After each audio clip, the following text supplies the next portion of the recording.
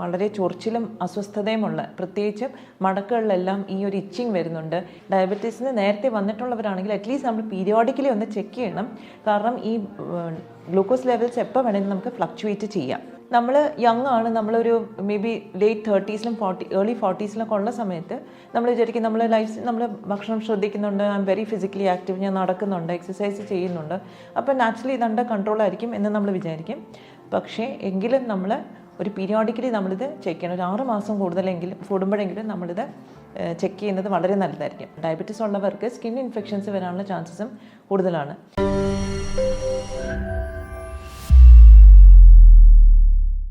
Hello friends, ഞാൻ doctor തൃഷ്ണ, സമത്വം വെൽനസിൻ്റെ medical ഡയറക്ടറും ചീഫ് ഫിസിഷ്യനുമാണ്, ട്രിവാൻഡ്രം.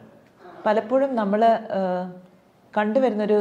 വളരെ കോമൺ ആയിട്ട് കണ്ടുവരുന്നൊരു കണ്ടീഷനാണ് ഡയബറ്റീസ്. നമുക്കെല്ലാവർക്കും അറിയാവുന്നതാണ്. ഇപ്പോൾ എനിക്ക് തോന്നുന്നു ഒട്ടുമുക്കാൽ ജനതയ്ക്കും എന്താണ് ഡയബറ്റീസ്, ടൈപ്പ് 2 ഡയബറ്റീസ് എന്നെല്ലാം അറിയാം. പക്ഷേ ഈ ഇടയാഴ്ച എനിക്ക് വന്നൊരു ഇൻട്രസ്റ്റിംഗ് കേസായിരുന്നു. I would like to share that with you. എൻ്റെ ക്ലോസ് ഫ്രണ്ടാണ് പുള്ളിക്കാരി. ഡയബറ്റീസിന് ജസ്റ്റേഷണൽ ഡയബറ്റീസ്, അതായത് പ്രഗ്നൻസി ടൈമിൽ ഡയബറ്റീസ് ഉണ്ടായിരുന്നു. അത് കഴിഞ്ഞപ്പം കുഴപ്പമില്ലായിരുന്നു, നോർമലായിരുന്നു. പക്ഷേ കുറേ കാലമായിട്ട് ചെക്ക് ചെയ്തില്ല. പക്ഷേ ഈ ഇടയ്ക്ക് എൻ്റെ അടുത്ത് വന്നത് എന്തിനാന്ന് വെച്ചാൽ കഴുത്തിലെല്ലാം ചുമന്ന് തുടുത്ത പാടുകൾ വരുന്നു, വളരെ വളരെ ചൊറിച്ചിലും അസ്വസ്ഥതയുമുള്ള, പ്രത്യേകിച്ച് മടക്കുകളിലെല്ലാം ഈ ഒരു ഇച്ചിങ് വരുന്നുണ്ട്, എന്താണ് ചെയ്യേണ്ടതെന്ന് ചോദിച്ചിട്ടാണ്. അപ്പോഴാണ് ഞാൻ ഹിസ്റ്ററി എടുത്തപ്പോഴത്തേക്ക് ഞാൻ ചോദിച്ചു, ഡയബറ്റീസിനെ ഇത് ചെക്ക് ചെയ്തിട്ട് എത്ര കാലമായി? അപ്പം നമ്മൾ പറഞ്ഞു, ഈ ഇടയ്ക്കായിട്ടൊന്നും എനിക്ക് കുഴപ്പമുണ്ടായിരുന്നില്ല, അതുകൊണ്ട് ഈ ഇടയ്ക്കൊന്നും ഞാൻ ചെക്ക് ചെയ്തിട്ടില്ല എന്ന്. പക്ഷേ നമ്മൾ മനസ്സിലാക്കേണ്ടതെന്ന് വെച്ചാൽ ഡയബറ്റീസിന് നേരത്തെ വന്നിട്ടുള്ളവരാണെങ്കിൽ അറ്റ്ലീസ്റ്റ് നമ്മൾ പീരിയോഡിക്കലി ഒന്ന് ചെക്ക് ചെയ്യണം. കാരണം ഈ ഗ്ലൂക്കോസ് ലെവൽസ് എപ്പോൾ വേണമെങ്കിലും നമുക്ക് ഫ്ലക്ച്വേറ്റ് ചെയ്യാം. അപ്പം അതുകൊണ്ട് തന്നെ ഞാൻ പുള്ളിക്കാരുടെ അടുത്തൊന്ന് പറഞ്ഞു, ഡയബറ്റിക് പാനലൊന്ന് ചെയ്തോളൂ. FBSഉം PPBSഉം HbA1c എല്ലാം. HbA1c വന്നപ്പോഴത്തേക്ക് we both were shock because it was around 10. അപ്പോൾ ഇതിൽ നമ്മൾ ഇമ്പോർട്ടൻ്റ് ആയിട്ടുള്ള കാര്യം എന്ന് വെച്ചാൽ it was uncontrolled diabetes type 2.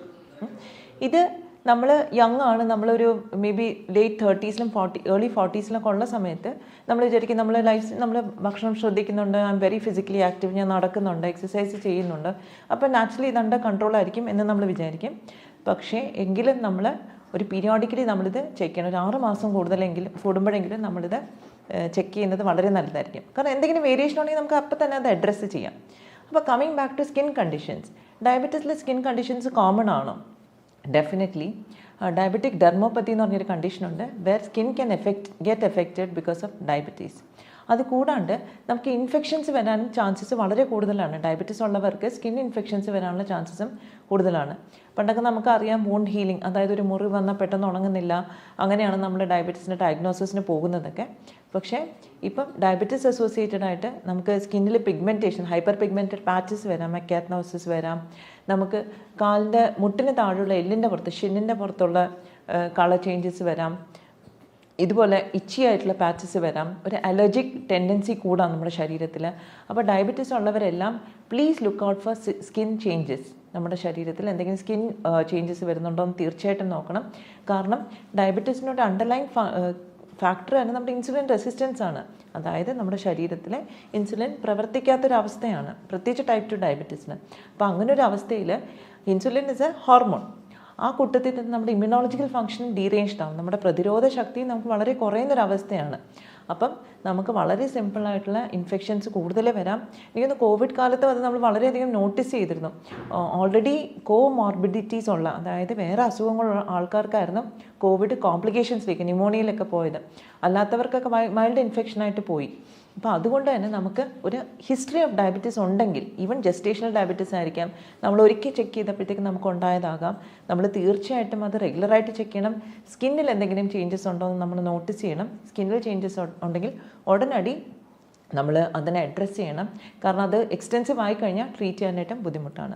അപ്പം ഡയബറ്റിക് കൺട്രോൾ ഇതിൽ പ്രധാനമാണ്. ഷുഗർ കൺട്രോൾ ചെയ്യുന്ന സമയത്ത് കുറേ പേരെങ്കിലും, എനിക്ക് തോന്നുന്നൊരു 30s-ലൊക്കെ ഒരു ചേഞ്ചസ് വരുന്നവരൊക്കെ പറയും, ഞാൻ എക്സസൈസ് ചെയ്തോളാം, ഞാൻ ഡയറ്റൊക്കെ നോക്കിക്കോളാം എന്ന് പറയും. പക്ഷെ പലപ്പോഴും സ്ട്രിക്റ്റ് ആയിട്ടുള്ളൊരു ഡയറ്റ് പ്ലാൻ ഒരു പ്രൊഫഷണൽ ഹെൽപ്പ് ഇല്ലാതെ നടക്കാറില്ല. നമ്മൾ ബുക്കൊക്കെ വായിച്ചിട്ട് നമുക്ക് കുറേയൊക്കെ ചെയ്യാം. കുറേ പേരൊക്കെ ഇൻ്റർമിറ്റൻറ്റ് ഫാസ്റ്റിംഗ് ചെയ്യുന്നുണ്ട്. പക്ഷേ get some professional help, initiate the process. കാരണം നമുക്കൊരു ചിട്ടയാക്കി കഴിഞ്ഞാൽ പിന്നെ നമുക്കത് മാനേജ് ചെയ്യാൻ പറ്റും. പക്ഷേ ചിട്ടയാക്കാനാണ് നമ്മുടെ ബുദ്ധിമുട്ട്. അപ്പം സ്റ്റാർട്ടിങ് വിത്ത് ടൈമിലുള്ള ഫുഡ് ഇൻടേക്ക്, നമ്മുടെ ക്വാണ്ടിറ്റി എത്രയാണ്, നമ്മൾ എത്രയാണ് കഴിക്കുന്നത് എന്നുള്ള വളരെ വളരെ സ്പെസിഫിക് ആയിരിക്കണം. കാരണം നമ്മൾ ഒരു പ്രാവശ്യം നമ്മൾ കൂടുതൽ കഴിച്ചു, ഒരു പ്രാവശ്യം കുറച്ച് കഴിച്ചിട്ട് കാര്യമില്ല. എല്ലാ ദിവസവും കറക്റ്റായിട്ട് പ്ലാൻഡ് ആയിട്ടുള്ള മീൽസ് ആയിരിക്കണം. പിന്നെ അത് കൂടാണ്ട് ഇൻ ബിറ്റ്വീൻ, അതായത് ഇപ്പോൾ നമ്മൾ ഈ പറഞ്ഞ കണക്ക് നമുക്ക് ചായയും കാപ്പിയൊക്കെ കൂട്ടുന്നത്, എനിക്കൊന്ന് കോവിഡ് കാലത്ത് ഏറ്റവും കൂടുതൽ ഫ്ലറിഷ് ചെയ്തത് വലിയ വലിയ റെസ്റ്റോറൻറ്റ്സ് ഒന്നുമല്ല, ചായക്കടകളാണ്. കാരണം 10 രൂപയ്ക്കൊരു ചായയും കിട്ടും, 10 രൂപയ്ക്കൊരു കടിയും കിട്ടും. അപ്പം എല്ലാവരും അങ്ങോട്ട് തന്നെയാണ് ഫോക്കസ് ചെയ്തത്, പൈസ ഉള്ളവരാണെങ്കിലും പൈസ ഇല്ലാത്തവരാണെങ്കിലും. പക്ഷെ അതൊക്കെ അവിടെ നിൽക്കട്ടെ. നമുക്ക് ഡയബറ്റീസിൻ്റെ മാനേജ്മെൻറ്റിൽ വരുമ്പോഴത്തേക്ക് വി സ്റ്റാർട്ട് വിത്ത് ബ്രേക്ക്ഫാസ്റ്റ്. ബ്രേക്ക്ഫാസ്റ്റിൽ നമുക്ക് രാവിലത്തെ ചായയും കാപ്പിയും ഇങ്ങോട്ട് ഒഴിവാക്കണമെങ്കിൽ ഒഴിവാക്കാം. ഇല്ലെങ്കിൽ ചായ കുടിക്കുന്നുണ്ടെങ്കിൽ തന്നെ instead of sugar, don't add sugar, പഞ്ചസാര ഇടണ്ട. ഇൻസ്റ്റെഡ് നമുക്ക് വേണമെങ്കിൽ ഒരു ഘീയോ ബട്ടറോ എന്തെങ്കിലും നമുക്ക് ആഡ് ചെയ്യാം. ബ്രേക്ക്ഫാസ്റ്റിൻ്റെ കൂട്ടത്തിൽ നമ്മൾ ഏറ്റവും ഇമ്പോർട്ടൻ്റ് ആയിട്ട് ശ്രദ്ധിക്കേണ്ട കാര്യം എന്ന് പറഞ്ഞാൽ, ഈ പറഞ്ഞ ഒരു പ്ലേറ്റ് എടുക്കുമ്പം നമ്മൾ പ്ലേറ്റിൽ നമ്മൾ ഒരു 20%, ഒരു 20 മുതൽ 30% വരെ നമ്മുടെ ദോശയോ ഇഡലിയോ മതി. ബാക്കി അതിൻ്റെ ഒന്ന് 3 ഇരട്ടി ആയിരിക്കണം നമ്മുടെ വെജിറ്റബിൾസ്. അത് വെജിറ്റബിൾസ് ഇപ്പോൾ സാമ്പാറാണ് ഉണ്ടാക്കുന്നത്, സാമ്പാറിലെ വെജിറ്റബിൾസ് ധാരാളം കഴിക്കുക. ഇല്ല നമ്മൾ അപ്പവും സ്റ്റൂ കറിയാണെങ്കിൽ സ്റ്റൂ കറി ധാരാളം കഴിക്കുക. നമ്മുടെ വയറ് ഫില്ല് ചെയ്യേണ്ടത് ഈ വെജിറ്റബിൾസ് വെച്ചിട്ടായിരിക്കണം. പിന്നെ അത് കൂടാണ്ട് നമുക്ക് ബോയിൽഡ് എഗ്സ്, മുട്ട വേണമെങ്കിൽ കഴിക്കാം. പിന്നെ കുറച്ച് നട്ട്സും കുറച്ച് ഫ്രൂട്ട്സും. അപ്പോൾ ഫ്രൂട്ട്സ് നമ്മൾ അവോയ്ഡ് ചെയ്യേണ്ടത്, നമ്മൾ ഡേറ്റ്സ്, തൽക്കാലം വാട്ടർമെലൺ, നമുക്ക് മാംഗോ, പഴുത്ത മാങ്ങ, ചക്ക, ഇതെല്ലാം ഡെഫിനറ്റ്ലി നമ്മൾ അവോയ്ഡ് ചെയ്യണം. കഴിക്കാൻ പറ്റിയ ഫ്രൂട്ട്സ് എന്ന് പറയുന്നത് നമുക്ക് പോമഗ്രാനൈറ്റ് കഴിക്കാം, നമുക്ക് പേരയ്ക്ക, ഇതൊക്കെ നമുക്ക് ഉൾപ്പെടുത്താൻ സാധിക്കും. അപ്പോൾ നമുക്ക് ഫ്രൂട്ട്സും ഒരുപാട് ക്വാണ്ടിറ്റി വേണ്ട, നമുക്ക് ലിമിറ്റഡ് ക്വാണ്ടിറ്റിയിൽ ഫ്രൂട്ട്സ് കഴിക്കാം. പക്ഷേ വെജിറ്റബിൾസ് ധാരാളം കഴിക്കാം. ഇതേപോലെ തന്നെ ഉച്ചയ്ക്കത്തെ ഫുഡിലും നമ്മൾ സാധാരണയാണെങ്കിൽ നമ്മൾ ചോറും അവിയലോ തോരനോ മോര് കറി, ഒരു മീൻ കറിയൊക്കെ ആയിരിക്കും, അല്ലെങ്കിൽ മീൻ ഫ്രൈ ഒക്കെ ആയിരിക്കും നമ്മുടെ ഫാമിലീസിലുണ്ടാവുക. അപ്പോൾ അതിലും നമുക്ക് ചോറിൻ്റെ ക്വാണ്ടിറ്റി കുറച്ചിട്ട് ഈ അവിയൽ തോരൻ എന്നുള്ളതെല്ലാം കൂടുതൽ കഴിക്കുക. അപ്പോൾ അത് നമ്മുടെ സ്റ്റമക്കിനെ ഫില്ല് ചെയ്യാൻ ഉപയോഗിക്കാം. പിന്നെ നമ്മൾ ഫുഡ് കഴിക്കുന്നതിന് തൊട്ട് മുമ്പ് നമുക്കൊരു കാര്യം ചെയ്യാൻ പറ്റുന്നതെന്ന് വെച്ചാൽ, ഒരു ഗ്ലാസ്സിൽ നമ്മൾ പച്ചമോര് എടുത്തിട്ട് അതിൻ്റെ അകത്ത് ഇച്ചിരി ഉലുവപ്പൊടി കലക്കി നമ്മൾ കുടിക്കുകയാണെങ്കിൽ ദാറ്റ് ഈസ് ഓൾസോ ഗുഡ്. അത് നമ്മുടെ ഈ ഒരു ഇൻസുലിൻ്റെ ഫങ്ഷനെ ഇമ്പ്രൂവ് ചെയ്യാനായിട്ട് ഹെൽപ്പ് ചെയ്യും. പിന്നെ ഡിന്നർ ടൈമിലാണെങ്കിലും, ഡിന്നറിലാണ് എനിക്ക് തോന്നുന്നു മലയാളികൾ ഏറ്റവും കുഴപ്പമുണ്ടാക്കുന്നത്. കാരണം ലേറ്റായിട്ട് കഴിക്കും, ഹെവി ആയിട്ടും കഴിക്കും. കാരണം എല്ലാവരും ഒത്തൊരുമിച്ചിരുന്ന് കഴിക്കുന്ന ഒരു സിറ്റുവേഷനാണ് അല്ലേ. അപ്പം ഡിന്നറിന് നമ്മൾ പ്രത്യേകം ശ്രദ്ധിക്കേണ്ടതെന്ന് വെച്ചാൽ, കുറച്ച് ഏർലി ഡിന്നർ ആക്കും. ഒരു 7 മണിക്ക് ഡിന്നർ കഴിക്കാം. ഡിന്നർ കഴിക്കുമ്പോൾ തന്നെ അപ്പാടെ ആ കാർബോഹൈഡ്രേറ്റ് അങ്ങോട്ട് അവോയ്ഡ് ചെയ്യുക. ഫ്രൂട്ട്സ്, വെജിറ്റബിൾസ്, സൂപ്പ് ആണെങ്കിൽ സൂപ്പ് കഴിക്കാം, അല്ല കുറച്ച് സാലഡായിട്ട് കഴിക്കണമെങ്കിൽ അങ്ങനെ കഴിക്കാം. അതിൽ നമുക്ക് കുറച്ച് പംകിൻ സീഡ്സ്, സൺഫ്ലവർ സീഡ്സ്, ഇതൊക്കെ നമുക്ക് ഉൾപ്പെടുത്താം. സോ അത് കുറച്ച് ഇൻട്രസ്റ്റിംഗ് ആയിരിക്കും. പിന്നെ മല്ലിയില, പുതിനയില, പാസ്ലി, ഇങ്ങനത്തെ കുറേ herbs, oregano, all these things, rosemary, ഇതെല്ലാം നമുക്ക് ഈ സാലഡിൽ ആഡ് ചെയ്യാം. കുറച്ച് കപ്പലണ്ടി ക്രഷ് ചെയ്ത് നമുക്ക് ആഡ് ചെയ്യാം. അപ്പോൾ ഇതൊക്കെ നമുക്ക് ഫ്ലേവറും ആഡ് ചെയ്യും, നമുക്ക് ഫില്ലിങ്ങും ആയിരിക്കും, നമുക്ക് ഒരു നെഗറ്റീവ് ഇമ്പാക്റ്റ് ഉണ്ടാവില്ല. അപ്പം ഒത്തിരി പേരെങ്കിലും നമ്മളിപ്പോൾ വിചാരിക്കുന്നുണ്ട് നമ്മൾ റാഗിയിലേക്ക് സ്വിച്ച് ചെയ്ത് മില്ലറ്റ്സിലേക്ക് സ്വിച്ച് ചെയ്ത് നമുക്ക് ഡയബറ്റീസ് പെട്ടെന്ന് കൺട്രോൾ ചെയ്യാം. No, that doesn't happen, because carbohydrate ക്വാണ്ടിറ്റിയാണ് നമ്മൾ കുറയ്ക്കേണ്ടത്. So definitely start with the small changes. Millet ആയിക്കോട്ടെ, ചപ്പാത്തി ആയിക്കോട്ടെ, വീറ്റ് ആയിക്കോട്ടെ, റൈസ് ആയിക്കോട്ടെ, ജസ്റ്റ് റെഡ്യൂസ് ദ ക്വാണ്ടിറ്റി. രാത്രിത്തെ കഴിയുവാണെങ്കിൽ ഒഴിവാക്കുക. You can maybe have lean meat, ചിക്കനൊക്കെ ആണെങ്കിലും കുറച്ചുകൂടെ നാടൻ ചിക്കനൊക്കെ കിട്ടുവാണെങ്കിൽ that also you can have. But I personally പേഷ്യൻസിൻ്റെ അടുത്ത് പറയുന്നത് വെജിറ്റേറിയൻ സോഴ്സസിൽ നിന്ന് ആദ്യം കണ്ടെടുത്ത്, because initially we are also looking at cleansing. അതിനുശേഷം maybe they can have non vegetarian food. അപ്പോൾ ഇത്രയും കാര്യങ്ങൾ നമ്മൾ ശ്രദ്ധിക്കണം ഡയബറ്റിക് കൺട്രോൾ വരുമ്പം. പിന്നെ exercise is definitely a must in case of diabetics. അപ്പോൾ ഡയബറ്റിക്സിന് എക്സസൈസ് എല്ലാവരും ജോലി ചെയ്യുന്നവരാണ്, സമയമില്ല.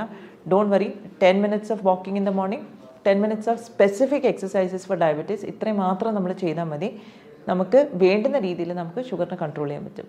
പിന്നെ സ്കിന്നിൽ വന്നിരിക്കുന്ന ലീഷൻസിനാണെങ്കിൽ, ഇഫ് ഇറ്റ് ഇസ് ഇച്ചി, നമുക്ക് വളരെ ചൊറിച്ചിലും ഡിസ്കംഫർട്ടും ഉള്ളതാണെങ്കിൽ ജസ്റ്റ് ഒരു സിമ്പിൾ അലോവേറ ജെല്ല് തേച്ചാൽ തന്നെ നമുക്ക് ആ ഇച്ചിനെസ്സും ആ റെഡിഷ്നെസ്സും കുറയ്ക്കാൻ സാധിക്കും.